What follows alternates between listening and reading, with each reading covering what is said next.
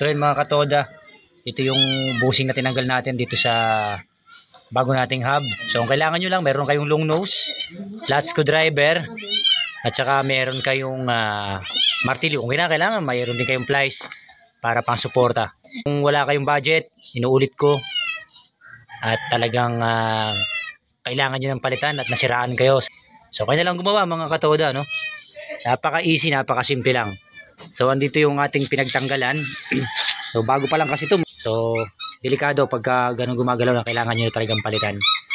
So okay na din kung ikaw yung gagawa kasi mas maiingatan mo yung iyong gamit. So kasi sa iba hindi ko naman sa nilalahat ng mga gumagawa, no? Minsan kasi yung iba pukpok lang ng pukpok, banat lang ng banat. So hindi maiwasan na minsan mabubungi yung ating mga hub dito. So dito sa part na to, dito lang tayo pupukpok para maiwasan natin yung ibang damage lalo kung bago pa, no? So ganoon lang mga idol, yan lang yung aking karagdagan tips sa inyo. So kayang-kaya niyan. Okay? Hey, what's up mga idol, nagbabalik. Katoda Motovlog is in the house.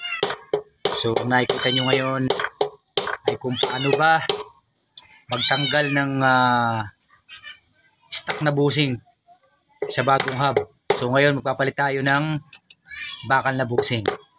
So ang makikita nyo ngayon ay kung paano ba magtanggal. So yan, gagawin nyo lang, hatiin nyo lang yung part na to. Yan, nakikita nyo, hindi naman hating-hati, no? Ayan yan, no? Yan, tapos luluwag na siya. Tapos banda lang dito mo pupukpukin kagaya nung napanood mo dyan. So yan, mas sandali lang. Hindi mo na kailangan pumunta ng mga motor shop para magbayad sa mga gumagawa doon. So ikaw, kayang-kaya mo yan. So ngayon, dahil nasira na yung ating yung stock nito na bushing. So ito na, ganyan lang mga katoda. So ganyan lang. Diyan sa part na yan mo uumpisahan na pukpukin. Meron kang martilyo, siyempre meron kang flat screwdriver. So yan, parang alulubugin mong bagya. Ano mo ng konti, pupukpukin mo ng konti, tapos magkakaroon siya ng konting biyak para yun yung magiging way niya para lumuwag. So pupuk nyo na. Yun. Yan. So ganyan lang, napakadali lang, napaka-easy, kayang-kaya nyo. Hindi nyo na kailangan bumayad sa mga gumagawa sa mga motor shop. So ngayon, ang bayad ngayon nasa 150 na, yung pinakang minimum ng mga gumagawa. So ang gagawin natin mamaya is bibili lang tayo ng bushing. Tayo na rin maglalagay niyan para makiwas tayo sa mga gastusin kung wala kayong budget. So, kung di pa kayo nakapollow dito sa aking channel, don't forget to like and share para updated kayo sa susunod ko pang mga video. So yan guys, mga katoda. Yan. Yan na po yung finished product ng ating hub na nilagyan natin ng bagong bushing. Napakadali lang.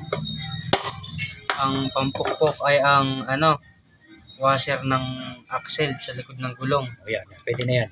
Pero pag ipapasok nyo pa lang, ito ang gamitin nyo kasi rubber. Pag nakapasok na yung kalahati, pwede nang ganito ang gamitin. Okay, sige.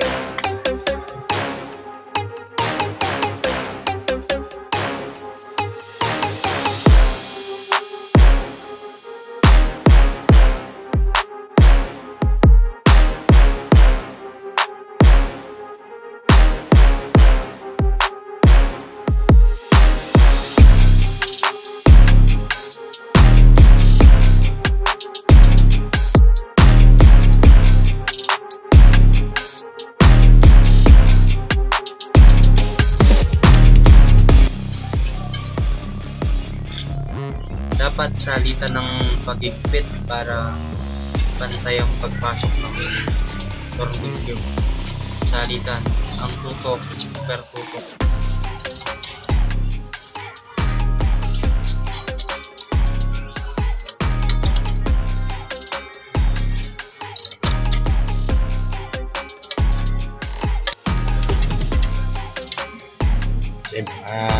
katoda.